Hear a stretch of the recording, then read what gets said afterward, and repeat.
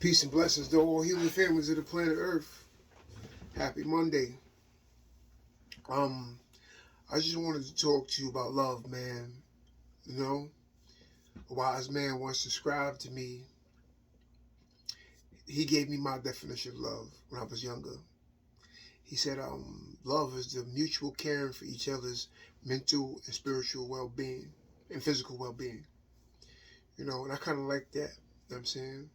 But what I'm starting to what I want to caution people against is sometimes people mistake love for possessive mating. You know, just because you're having sex with somebody and you like what they're doing and you like the way they make you feel physically and maybe emotionally to a degree, because that afterwards, when y'all bask in the afterglows of y'all union, y'all get to talking or whatever. Don't mistake that for love. You know, Scott Peck, spoke about like the honeymoon phase of love, or what people think is love.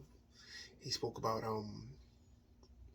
the ego boundaries that we all have, and how the ego boundaries is our personal self apart from others, and that we keep personally to ourselves.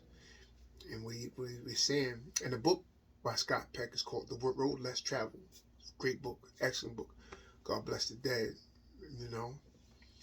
But he was talking about like when you're in the honeymoon phase and you really in deep like with somebody, you think you in love, those ego boundaries merge together to where y'all essentially become like one person, to where like y'all agreeing with everything, and you don't want to be around anyone in particular unnecessarily but them.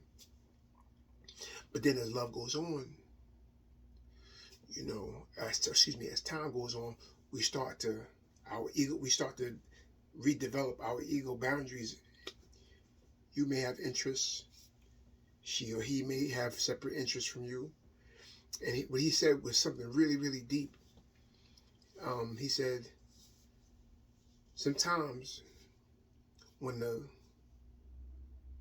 ego boundaries are separated, it's often believed that that's where the true loving begins. Because maybe you might not share the same interests as that person, yet you love them despite that. Maybe this person has idiosyncrasies. You know what I'm saying? You put up with theirs and they put up with yours.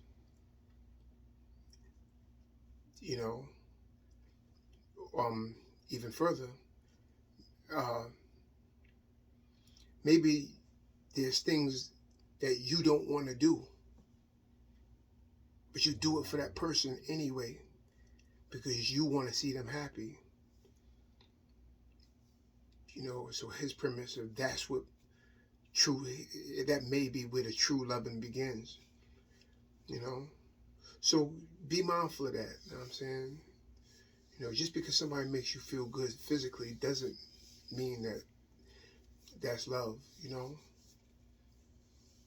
Love takes time. Takes patience, and it may also take the willingness for you to change and you to accept the change in others. Anyway, that's my message for today. From my hood to your hood.